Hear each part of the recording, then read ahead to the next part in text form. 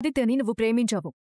అతని మీద నీ మనసులో ఉన్న ప్రేమని మర్చిపోయి నీకు తాళి కట్టిన భర్త శ్రీనుతో నువ్వు హాయిగా కాపురం చేయాలని మా కోరిక. నువ్వక్కడికి వెళ్ళి జాబ్ చేస్తే ఆదిత్య నీ కళ్ల ముందే ఉంటాడు, ఆనంది నీ కళ్ల ముందే ఉంటుంది.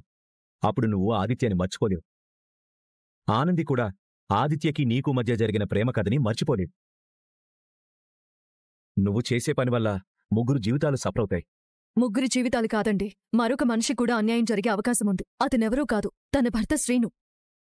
నువ్వు ఆదిత్యకి దూరంగా ఉంటేనే మనసు మార్చుకుని శ్రీనుకి దగ్గరవుతావు. దగ్గరవుతావు కాదు, దగ్గరవ్వాలి. ఎందుకంటే సీను ఇప్పుడు నీ భర్త. మేమేమీ నిన్ను శత్రువు అనుకోవట్లేదు, ఫ్రెండ్లీగానే చెప్తున్నాం.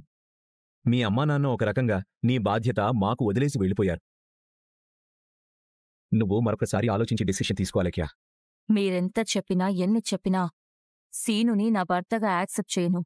నా ఆదిత్యాన్ని వదిలిపెట్టను. ముందు మీరు నన్ను పిలిపించిన కారణమేంటో చెప్పండి.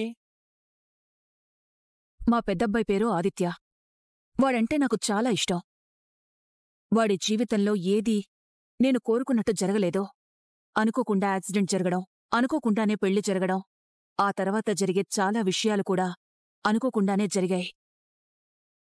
కొన్నిసార్లు కాలం మనల్ని పరీక్షిస్తూ ఉంటుంది. మా జీవితంలోకొచ్చిన సమస్యల్ని కూడా మేము అలాగే అనుకున్నాం. జరిగిన దాన్ని మార్చలేం కాబట్టి జరగబోయే దాని గురించి ఆలోచించాం. నా కొడుక్కి కోడలికి మొదటిసారి శోభనం ఏర్పాటు చేసినప్పుడు ఒక అమ్మాయి కారణంగా అది ఆగిపోయింది. రెండోసారి అనుకున్నప్పుడు కూడా ఆగిపోయింది.